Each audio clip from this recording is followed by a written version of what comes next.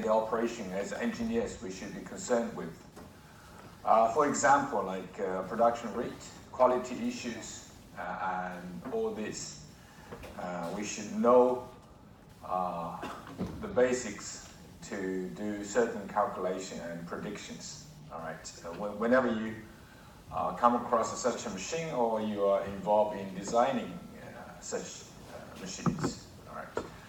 And the first type of automated assembly machine we take a look is this so-called multi-station automated assembly machine. And if you look at this,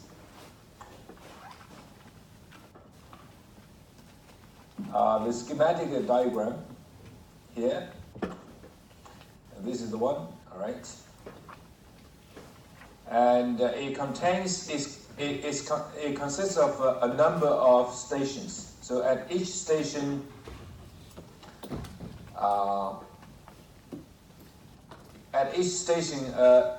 one kind of a component will be added to the sub-assembly. These stations from left to right, basically they are linked by a path transfer system. This transfer system basically is its mode is synchronous, okay? Meaning that they move together and stop, they move at the same time and stop at the same time. So basically, the base part start from the left side. All right, right at the end of the line on the right side is this is the finished product or sub-assembly. So initially we only have a base part. Along the line, we got 1, 2, 3, 4 up to n stations. At each station, one kind of component will be added to that. So basically, the mode is it starts when the base part moves to the first station. Okay, the rest, of course, is still empty. And you see the first component from station 1 will be added to that. And then they move, the transfer system will move one step forward. So the base part moves to the sub-assembly at station 1 will move to second, and another base part will move to the first, and the working mode is like this. In short, it's basically all the stations, they working at the same time. All right, they start, well, roughly, this is the design requirement. All the stations actually, they should have relatively the same cycle time. Okay, so they work at the same time, roughly stop at the same time.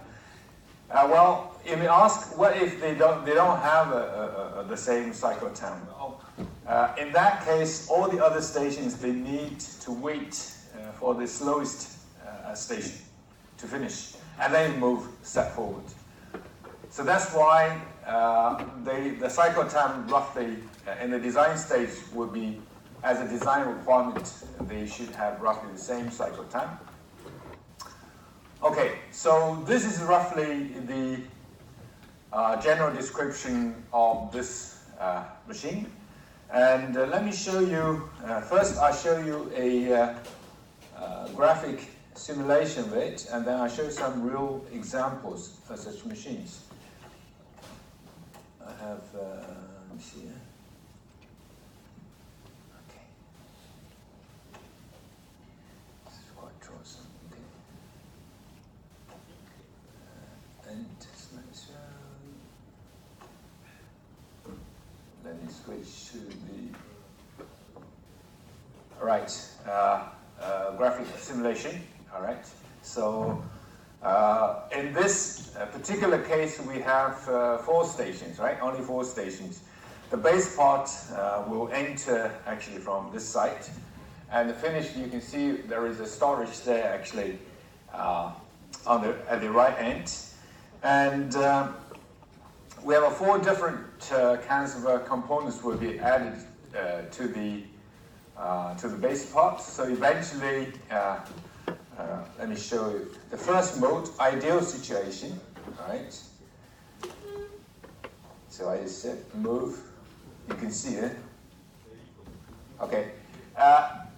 TC actually is the, represent the cycle time of each machine. So This refers to the completion time required for this particular assembly. Yeah? Okay, the first assembly will require, in this case, 1, 2, 3, 4. So it needs 4 times TC, right, to finish the first assembly. But that only happened to the first assembly. Let me continue. So 4 TC for the first assembly. So now my question is, okay, it's already, I stopped it a little bit late. What's the completion time to produce the second assembly? The first one takes 4 times TC, right? Certainly. Let's forget about the first one. Start from the second one. How long it takes to produce a assembly?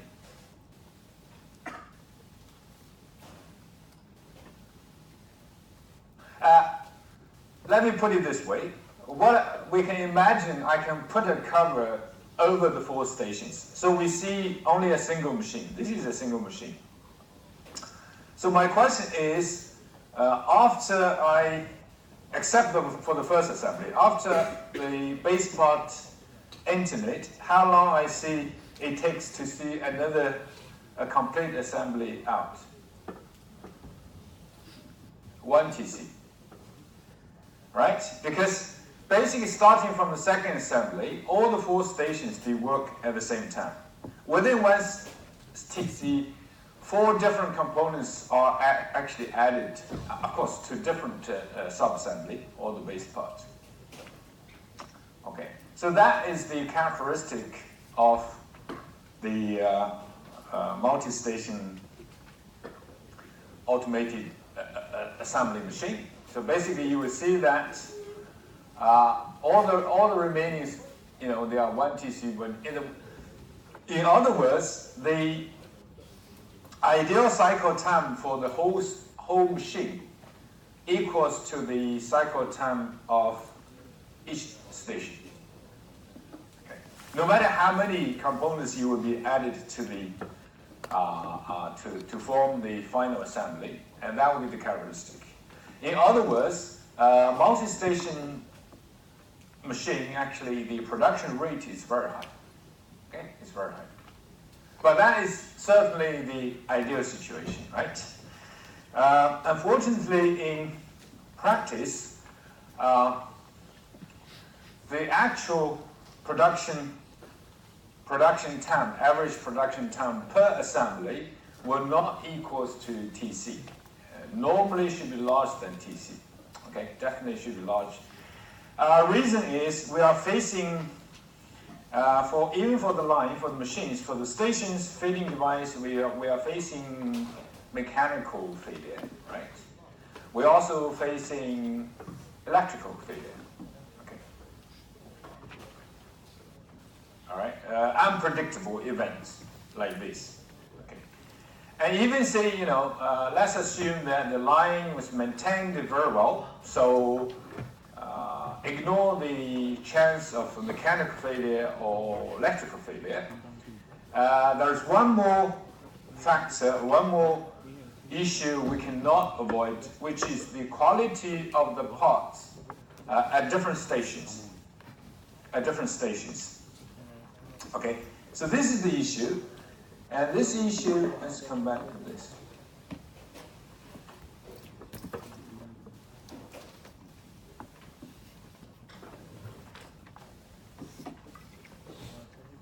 All right. So basically, components, normally when you make you purchase the components from the suppliers, you normally wouldn't ask for a guarantee of 100%. Of course, you can ask for 100%, but then you pay a high price. The price is not because they have to supply you every so-called component is, the quality is good. And that's no problem with that. The issue is if you want the guarantee of 100%, then the supplier, you need to check every component. And that will make a lot of extra cost, right? So normally you wouldn't ask for that. You would ask for with a certain percentage. And normally this percentage could be still very high, something like 99%. And the price dropped more than half. And between 100% and 99%, the price difference is very large. Okay? The reason is for 99%, the supplier can simply sample, take small samples every day or every week and make a check. So the effort on the inspection from the supply side is very, very limited. Okay, they reduce discount costs. So, but the problem is they don't know which one is defect, which component is defect. Even they said 99%. So if you random pick up 100, then you're not sure whether there is one, or there's none, or there are two each side. We don't know that. Anyway, so the issue we are facing is components at different stations may be defective. All right, may be defective, and a defective component can result in so-called gems. All right, if the error is minor, very minor, and then it could slip through, or if the defect is quite serious, then it could jam one of the stations. The problem is all the stations working at the same time together, and they actually stop. They have to be stopped at the same, roughly at the same time.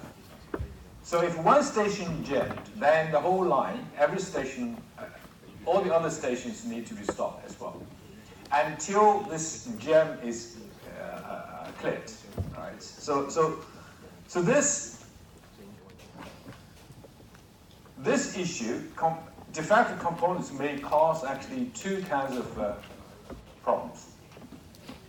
The first one is because of the jam, it takes time to clear the line, to clear the jam, and then in the long run, the average time to produce one so-called assembly would be longer than TC. Because you have to distribute this clearance time into those production time of the assemblies. Okay, so that is one issue. The production rate will be less than the ideal production rate. Okay, the second one is the quality issue. As I mentioned, if the defects actually is not so serious, it could slip through and still be added to the assembly, and eventually the assembly will come off the line. And that will give us a problem with the finished product, which means among the finished assemblies, the quality is not 100%. Right? And you have to check to find out which one is actually contain those defective components. Otherwise, if you deliver the assembly to your customers, eventually anything happening will be the responsibility of the company site. So we're going to have two different kind of problems. One is the production rate is not ideal, will be less. The other one is among the finished assembly. So what are these qualities? If it's not 100%, so how serious is that? Is it still 95%, 99%, or even worse? So we want to know that. So through today's lecture, we will find out, derive those equations, formulas to calculate those we call them performance measures. But before that, let's take a look.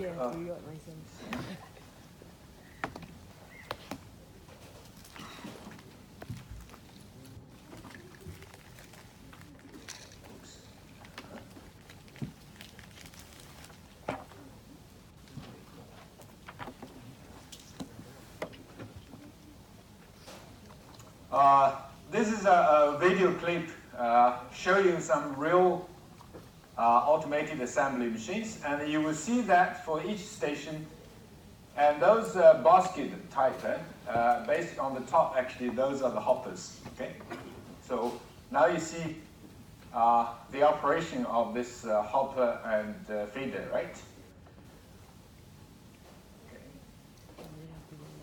And this is referring to one of the stations, actually, the assembly head. Okay. You can see the supply from this side, right? In the queue, and whenever there is a sub-assembly there, actually, so the assembly work had simply pick up one actually to put in, to add it to the sub-assembly. And then this one, they stop at the next station. At every station you will see these sort of things, okay? Feeding device.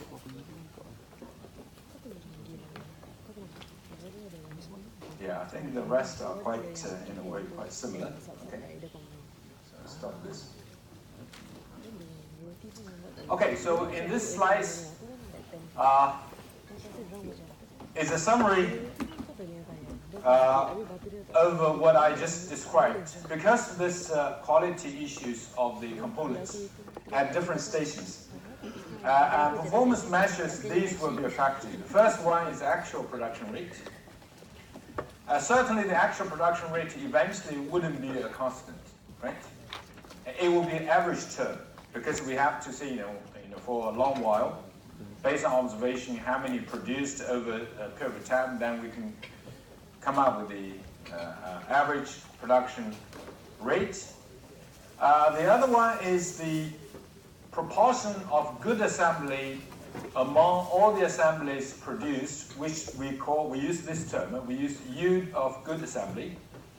Sometimes we use yield of machine. As long as you see this, okay, yield, okay, this is referring to the proportion of the good products among all the products produced. So this one, it will be less than 100%, okay? And this one, uptime efficiency, referring to the whole machine, the proportion of the time that the machine is on.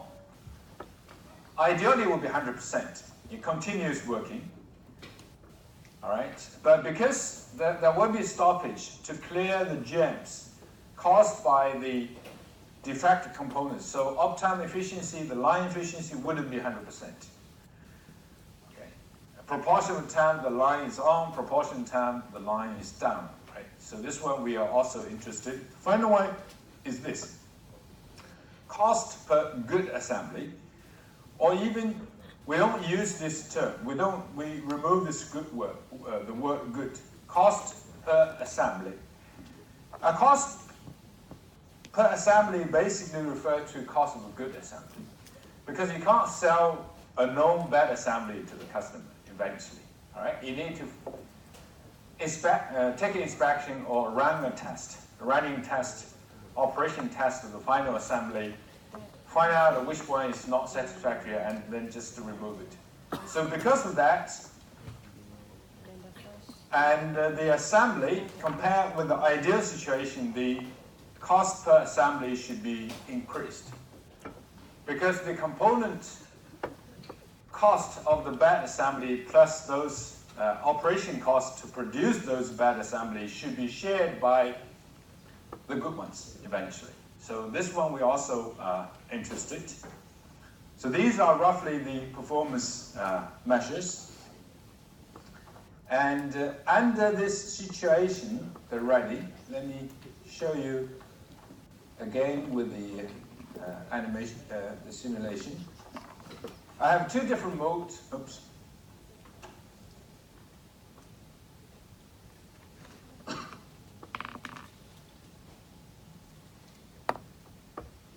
Okay, I have two different other modes of running. The first one, what happens if you have defective components at certain station? And the defect is not serious. It doesn't cause a jam. So which means it's treated as a good component being added to the subassembly. Then you will see this.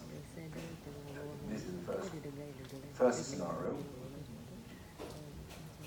Okay, and the one at the middle, you can see the red one, that one is supposed to be a defective component.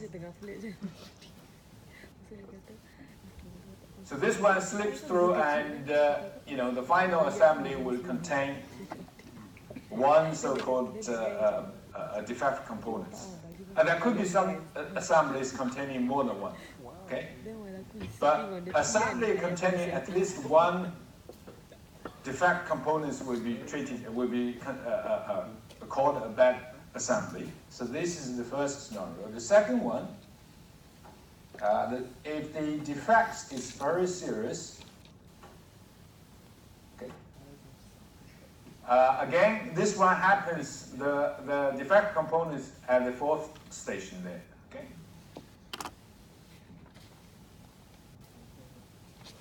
All right, so this time the whole line stops, and you need to take on average. Also, on average, we use a symbol TD.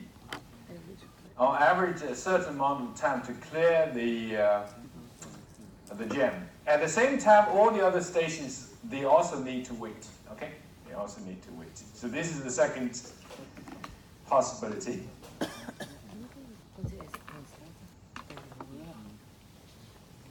Okay, and then operation resumed.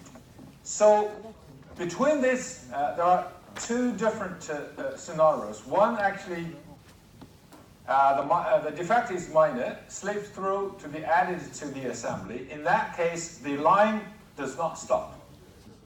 So it doesn't affect the production rate of the line. But what it affects is the final quality of the finished assembly.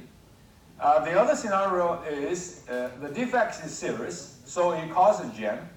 So the production rate drops.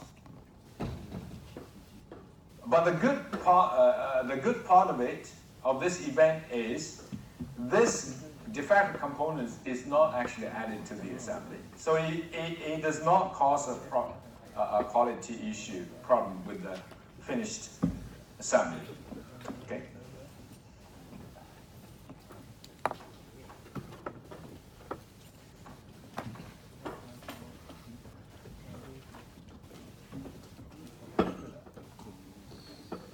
So now what we're gonna do is we're gonna derive, based on the factors of quality of the components and the probability that a defect components will cause jam or not cause a jam. Normally there will be a certain probability there. We assume we know that, and let's based on that work out derive those formulas to calculate those four performance measures. Okay, first of all, we will define some parameters. The first one is defect rate Q. Defect rate in percentage normally should be quite small. All right, and in the supply of the parts, Q refers to the proportion of defective components. Okay, in percentage. All right. In the process that the line is running, Q also can be defined as the probability that the next component is defective at a certain station.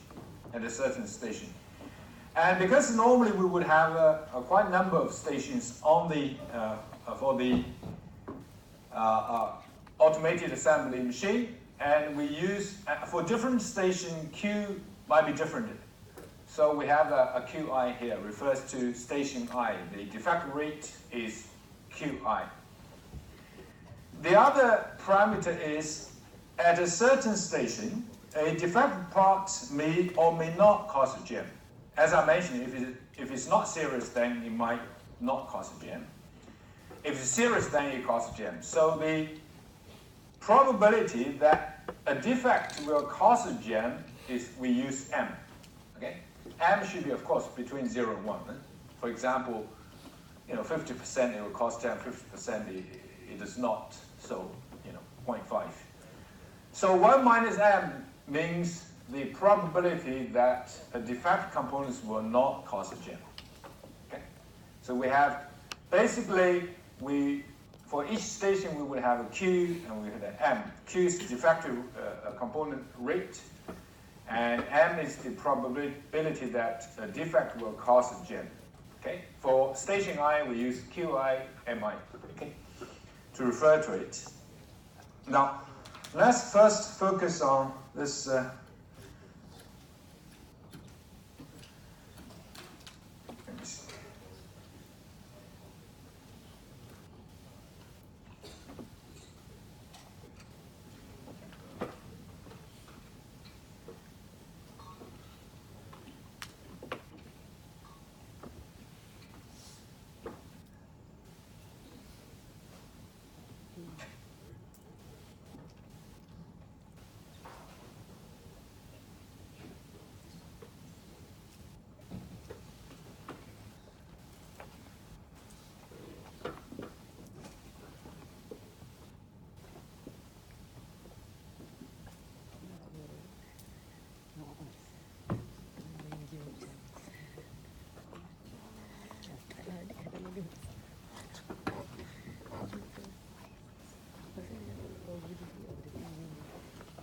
Okay, that's good. I just simply print out the slices. That would be better.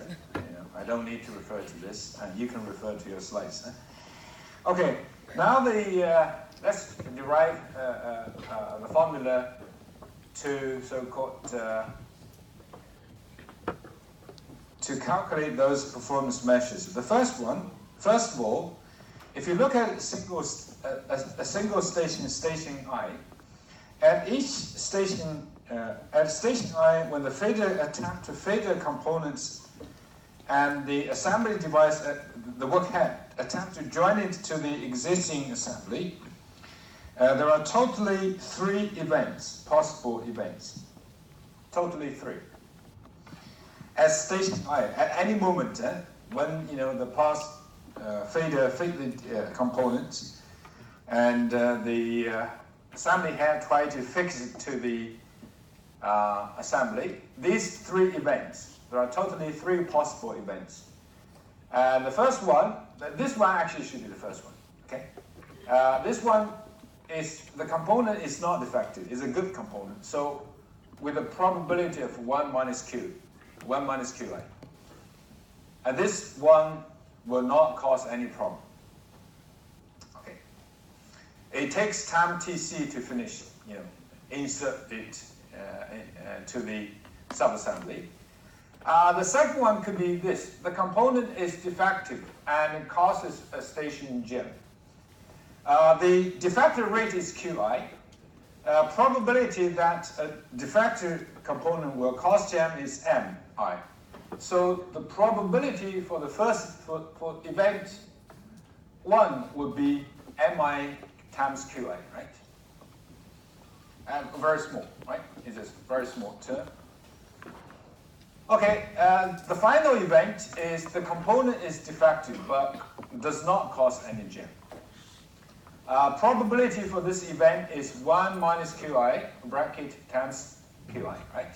And that is so-called 3 events. And the probabilities of those 3 events, if you do an evaluation, we sum them up, it would be 1, right? So there are only 3 events. Now, the key is here. The first performance measure we're going to study is the yield of the machine, or yield of good assembly. Let's take a look. Among the 3 events at station I, which event will not cause a bad assembly? As long as there's no bad component, no defect components added to the subassembly, we call it, there's no problem issue, there's no problem. This one certainly will give us a good assembly, right? A good subassembly at station I. Okay, so far so good. Okay, this one. And what about this one? Defective components causes no jam, which means this defective component is actually added to the subassembly. This one will cause problem. So this one, no. And what about this? This one, defective components causes a station jam. After we clear the jam, we throw this away. So that even for this event, there's no bad components added to the subassembly. So 1 and 3, these 2, will give us, only at station I, will give us a so-called good subassembly. So the probability, we have to sum this up. 1 minus Qi plus Mi, the first one, Qi. With this probability at station I, will give us still a good assembly.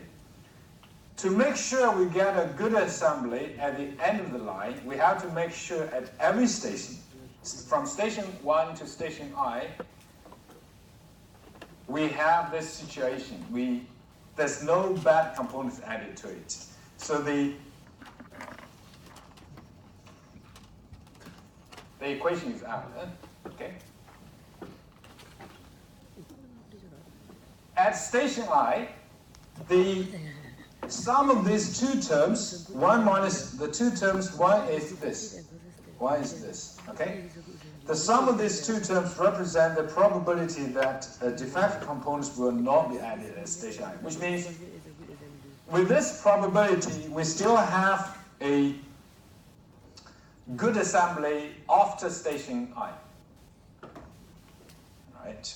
As I mentioned, to get a good assembly at the end of the line, we have to make sure at every station we have this probability. Okay, the events belong to this, and so finally, if we multiply all these terms from 1 to n, and this one represents the proportion of acceptable products, acceptable assembly, which means this represents the proportion of the assemblies containing no bad components among all the assemblies produced. For assemblies containing bad components, they could contain 1, 2, 3, or 4, or whatever. Okay. We don't care about that kind of proportion, whether it contains 1, 2, 3, or 4. We're concerned about the proportion containing 0 de facto components, which is this. This is a multiplication sign. Huh? So we have n terms here. You have to multiply these n terms. All right, and this is the general equation. In case that if at every station Qi, Mi are the same, that's a special case. And we could simplify this equation. We could simplify this equation. Let me write down this. We could have if Qi equals to Q, Mi equals to M. In your next page, and this equation will become 1 minus Q plus NQ power of N. Okay, obvious. But this is a simplified equation, and in a special case, actually, this one is the one we should use for general case.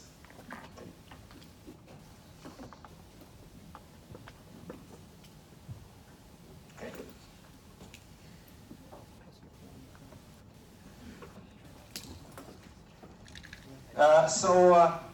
The unit of good assembly, we use the term P.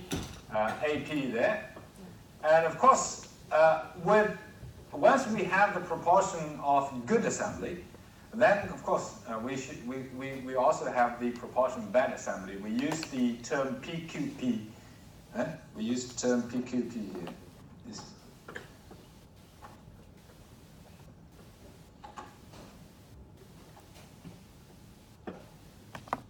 Okay, we use PQP here. So it's 1 minus PEP. Okay, that is the first one. The equation we got, the formula we got to calculate the yield of good assembly. Now let's come to the second one.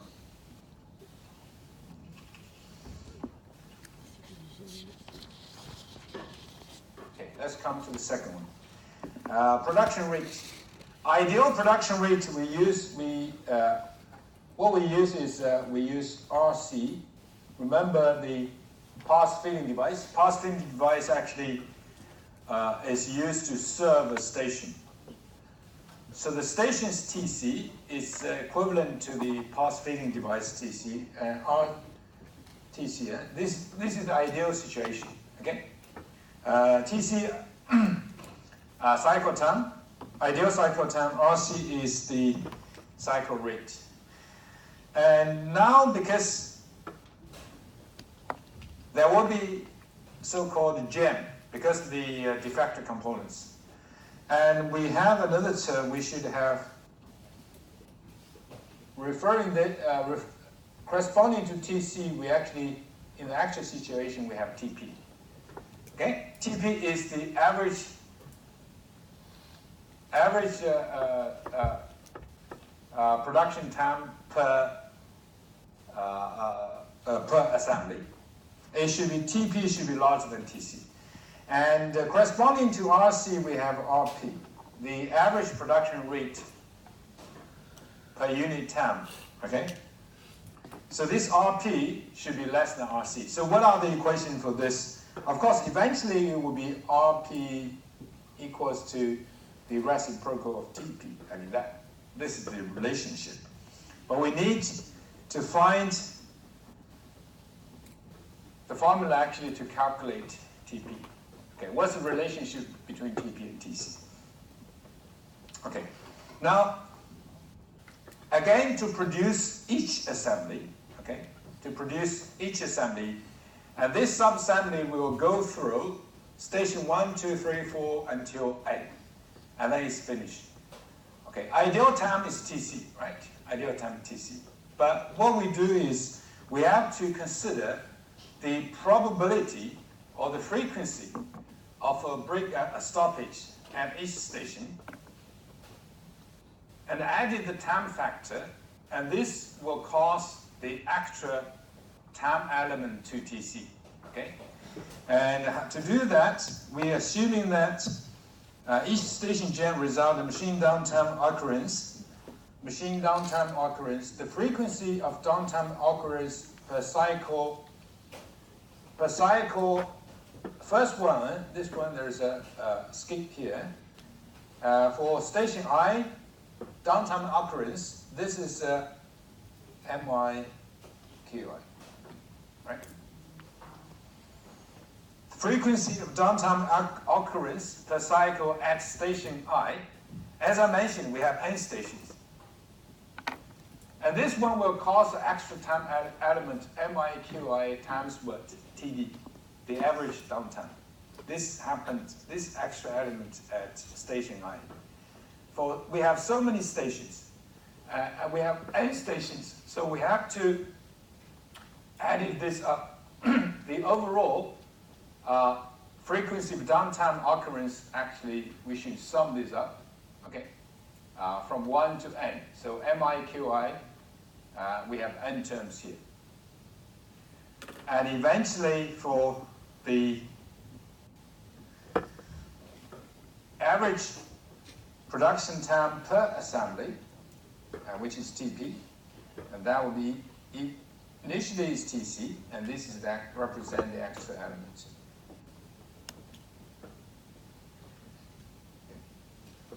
So basically, if I draw a simple diagram, this is TC. Initially, this is TC, and this portion is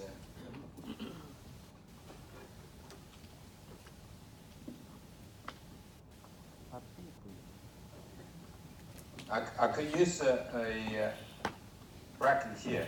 Okay, you can do without. So this happened at station I from 1 to n. So you need to sum this up.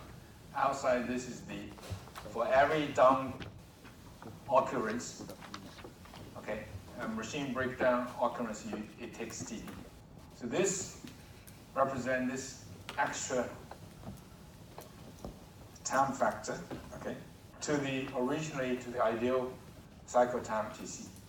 So that is the equation for TB. And finally, this equation, of course, RP, average production rate, is this, okay, 1 over TB. So we have two formulas for two important performance measures. One is referring to the quality of the finished assembly. The other one is the actual average production time per assembly. Okay. And with that, we can, to calculate other so-called performance measures. The first one is, this one is RAP, referring the average production rate per good assembly. Okay. Because only the good assembly matters. So RAP equals to, eventually should be RP. RP refers to the production rate for all assemblies. Then we should term this with the yield of good assembly, which is PAP, right? This is PAP. So this, okay, and RP, because it's 1 over TP, so it also converges, we can have this. So the time taken to produce a good assembly, TAP, average time to produce a good assembly, TP, equals what? Equals to TP over P, right?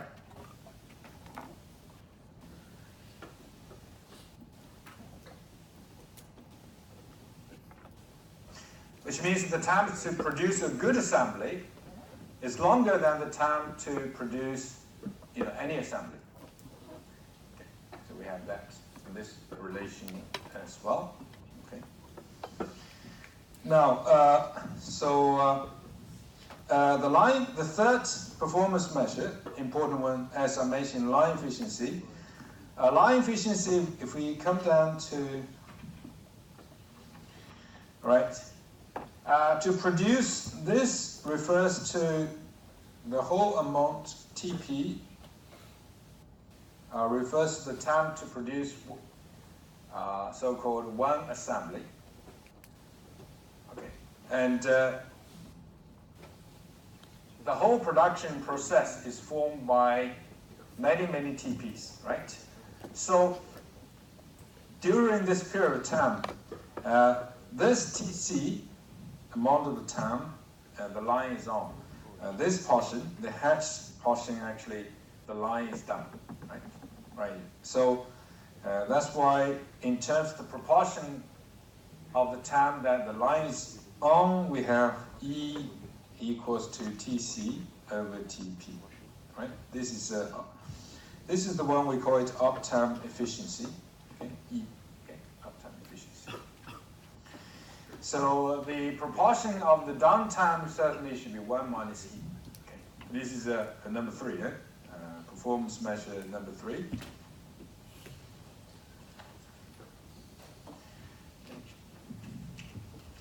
The final one is the cost. Let's look at the impact of the defective components on the cost. Okay.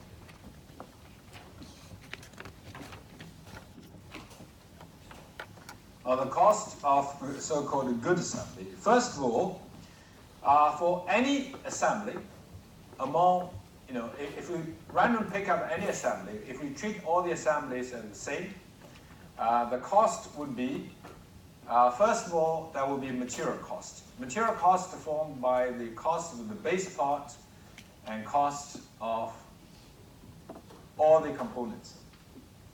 This one is fixed, material cost. The second one, this one is the so-called operation cost. When we operate the line, there will be a cost per unit time, we call it CL.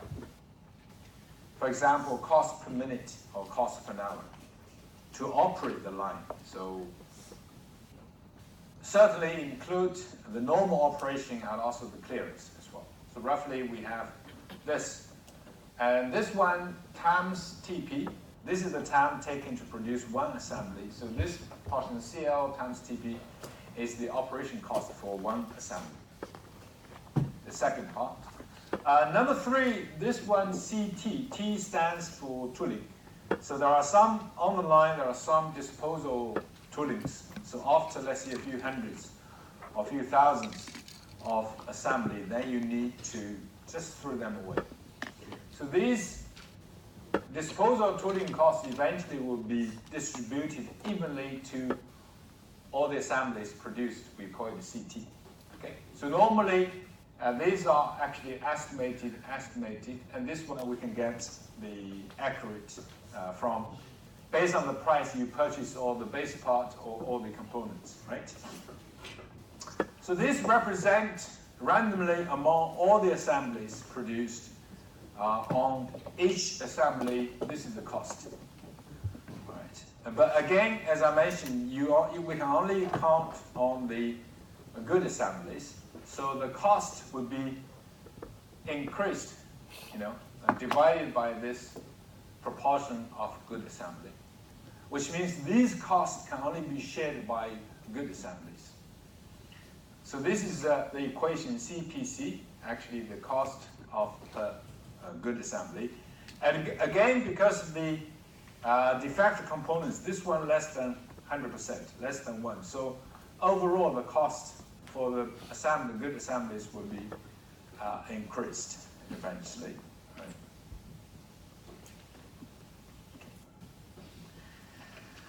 Okay, now 4 equations. Okay, one on yield of good products, proportion of good assemblies among all the assemblies produced. Second one is the average production time per assembly, larger than TC. Thirdly, uptime efficiency, and fourthly, we got this cost per good assembly. Now, the following example in the slides is quite a simple example. The simple example to give us a real feel regarding what kind of impact is it. The impact serious or not?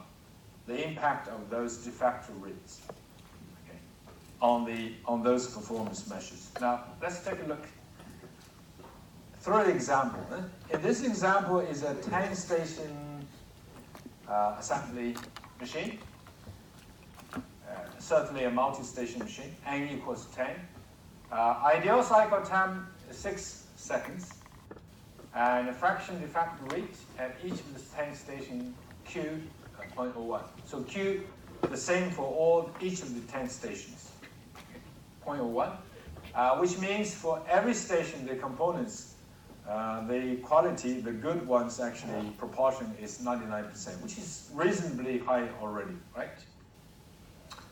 And the probability that defect will jam at each station M equals 0.5. When jam occurs, average downtime TD, 2 minutes. So it only takes 2 minutes to clear the jam and resume the operation. So we will apply those equations to see that the average production rate, the actual average production rate, the yield of a good assembly, and also uptime efficiency equal. Okay. And what we do actually, we simply apply the equations we just derived. So TC actually is 6 seconds. 6 seconds. So what we do is TP equals to this. The reason we use this simplified equation is because MQ the same for every station. So N here is 10. So 6 seconds slash 60, convert this into minutes. The reason is TD is in minute, so the result is 0.2 minutes. Originally TC 0.1 minutes, and because of this, we have 10 stations. At each station we have the quality of the parts is only 99%. We result in actually the actual average production time per assembly doubled the ideal cycle time already. And the average production rate 1 over TP is this, 300 units per hour. What about the quality of the produced assembly? The yield of a good assembly, P again, PEP. We have 10 terms, multiplying the 10 terms. And for each term, 1 minus QI plus MI QI. And because, again, MQ the same for each station, so we use the simplified equation, power of 10. And the result is this. You can see it. The effect is the quality of the components at each station is 99%, relatively very high. And that impact on the finished assembly is down to 95% already. Okay. quite serious looks. Uptime efficiency, this. At every station, the quality of the parts, 99%. We already see that the line only 50% of the time is on. 50% of the time the line is down. So the impact is quite substantial in a way. Okay, in a way.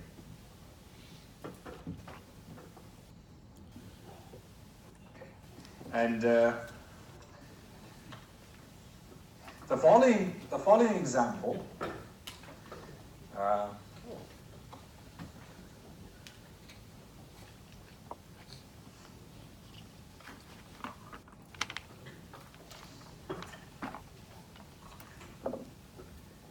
The following example shows that what if scenarios, like what if we can change Q? If we pay a little bit more to the supplies, then we can improve, have a better Q, right? A smaller Q, right? Not 99%, 99.5 or whatever. What would happen on its impact on the performance measures? And that's the first part. A second part is the other parameter is M. So what if we change M? We could increase it, we could decrease it, right? And how to do that? That through control measures, okay? The design of hardware, all those things. But let's see if we can adjust those two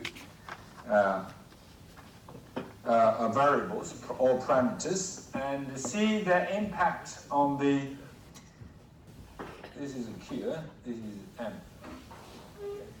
This is RT, this is PAP, this is P. Okay. So what we do is we make some certain changes. Okay, we change either Q or M to see what will happen. Okay, the first one, the top one, inside this, inside this one actually. We only change, we maintain M unchanged, 0.5. Compared to our first example, this one follows our previous example. And the one in the middle represents the case of the previous example.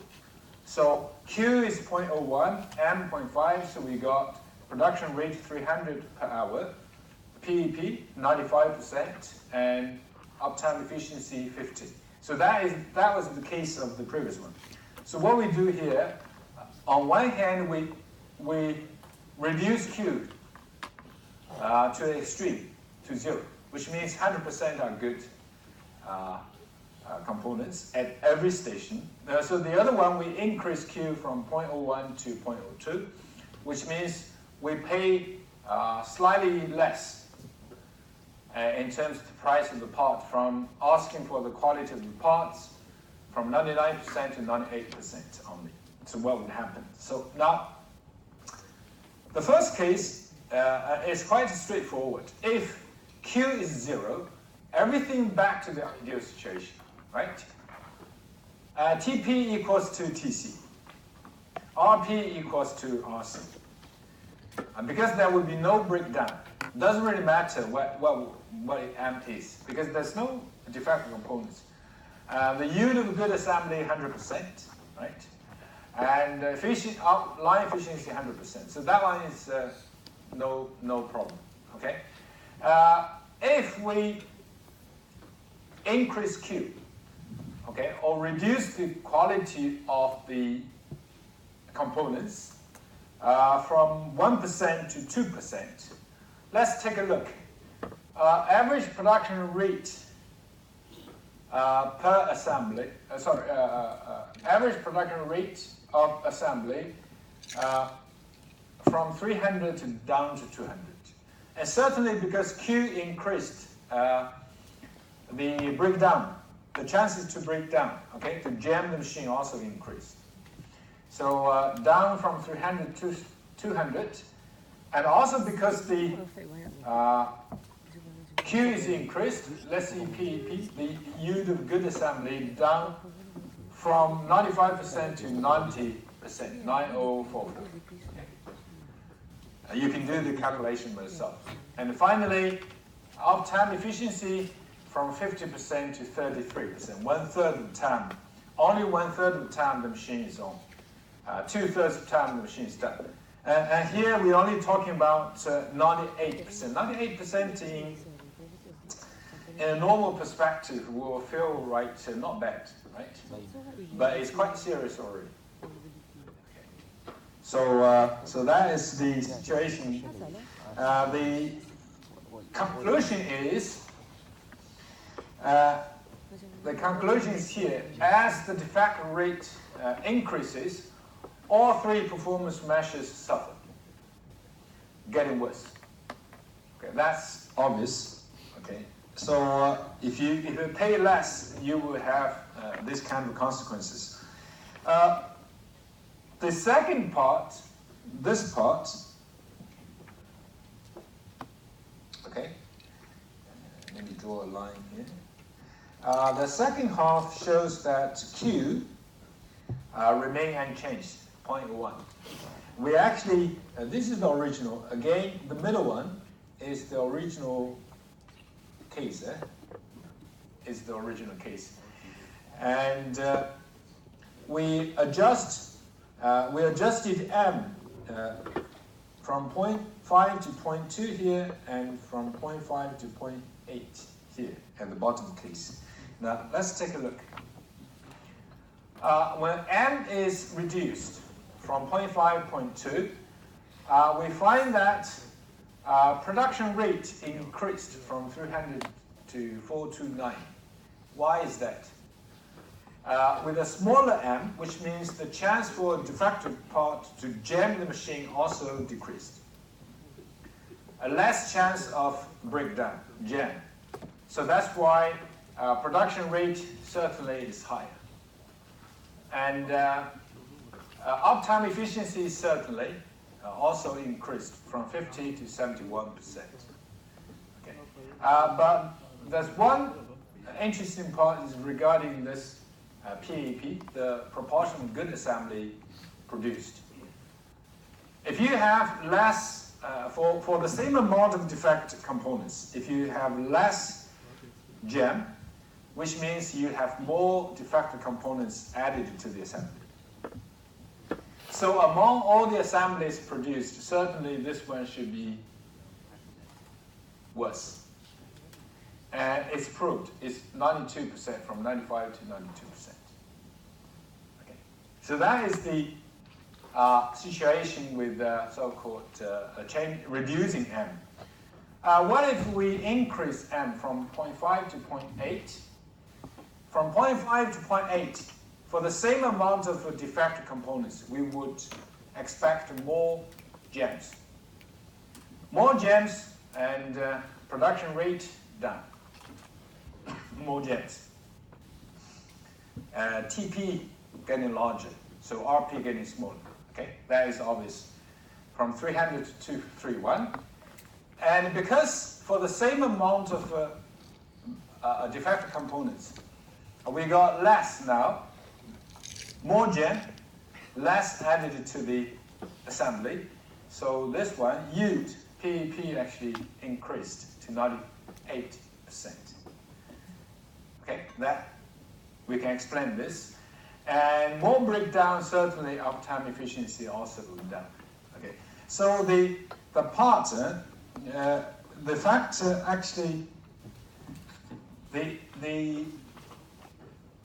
impact of Q is very obvious. So if the quality of the parts getting better, then all the performance measures get better.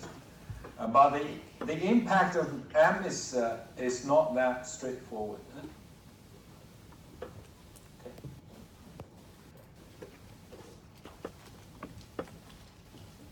So, and that's why we said there is a hint here. It's interesting to develop some special control strategies to make use of this observation regarding the impact of M. And how to make use of that?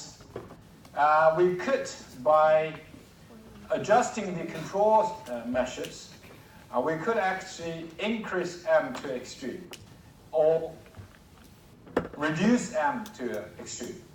The extreme of m, the minimum is what? Is 0, right? Maximum is 1, right? So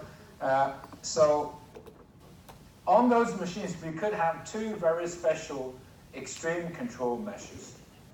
The first one, we call it the instantaneous control measure. The meaning that m is 1.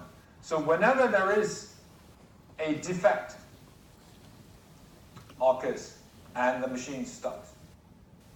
And how to achieve that? Of course, you need probably a lot of sensors, optical, whatever, more intelligent optical inspection or whatever. Okay, the meaning that whenever you have a drop, when a defect component drop from the positive fading device, actually before it's added, it could be picked out. Okay, so that is the first situation. The second extreme is, so the first one, m is 1. The second one is the minimum m. M is 0, meaning that the machine, with the logic to identify when a defect component is encountered, it does not stop the machine. Okay? Instead, it remembers the position of the assembly that is affected and log it out from the additional assembly operation at subsequent workstations. Anyway, for memory control, it's basically, we call it m is 0.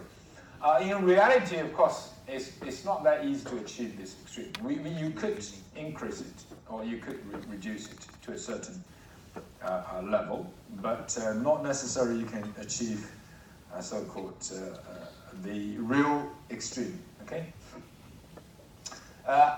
This example shows that the effect of these two measures in case actually you encounter such certain situation, before you make a final decision, you have to consider and a different kind of control measures, different kind of value of m or q. You then eventually you should go towards not only stop at PEP and TP and RP on those performance measures, but the final one is always the cost of good assembly. So this example shows under two different kind of control strategies, the cost for the same product, the cost of good assembly. The information given are here. Okay, the information is the basic information, the cost data, and you can see these two portions represent the material cost. The base part, 2 cents. Sorry, the base part 10 cents for the base part, 2 cents per component at each of the 10 stations. We still have the 10 stations, the line is still 10 stations. So these are the material cost. Operating costs, we have two. Material costs actually for both cases, for both control measures, the same, no change. And the total component cost is this 10 cents base part, 10 components, and it's actually 30 cents per unit, okay, per assembly. This is a CM. And operating cost, this is a CL, should be CL. For instantaneous control is $1 per minute. For memory control is $1.10. Okay, so they are different. And in this example, the tooling cost CT is ignored, so 0. Okay, you suppose that CT is 0. So in the equation on the top, we have CM plus CL times TP, operating cost plus CT. And this equation, so just refresh your memory. Yeah, in this equation, on top, the denominators, we have CM, CL times TP, CT is ignored. So under these two situations, we need to calculate, for each case, we need to calculate TP, and we need to calculate PEP. And then we substitute these into this equation to get the cost. for this example. Okay, so let's look at under instantaneous control. Instantaneous control, which means m is 1, right? Check, make sure. Yeah, m is 1. So in this case, let's calculate Tp equals, this is Tc. Okay, we have 10 stations, and this is m, and this is q. Q is 0.01, and m is in this case 1, and this is Td, so we got 0.3 minute. For PEP, because whenever there is a bad component, it will cause a jam, right? And so apparently it should be 100%. If you can still prove it. You apply this equation, you still get 1, okay, 100%. So the cost per assembly is on the top, we got 0.3. This is material cost, operating cost. 1.0 is CL for instantaneous control times TP is 0.3 divided by 1. So the result is 60 cents per assembly. All right, and the memory control in this case, in the second case, is M is 0. Okay. And what we got is TP equals to this TC. And now, because M is 0, this element TP actually equals to TC. And there's no stoppage, right? So even if you use this, apply this equation, then you will get the same result. It's still TP equals TC 0.1 minutes. But in this case, the PEP, the portion of good assembly among all the assembly produced, it won't be 100% because all the defective components being added to the assemblies. So you got 1 minus Q plus M Q, M is 0, and a bracket power of 10. So you got 9044. So the cost, eventually the cost is, this is CM, CL for memory control times, this is TP, okay, on top, divided by PEP 0.9044, 45 cents per assembly. So these are the results. Okay. And in this way, you can do actually a comparison. Okay, you can conduct a comparison and see that which one eventually will give you more profit. At least one of the very important factors. Okay, at least. Okay. Right. Okay. So this is the part for multi-station machine. Let's take a mini break. I need another 15 before 1:30. We'll move on to the single station. So the second part is quite straightforward. Okay, 1 minute break.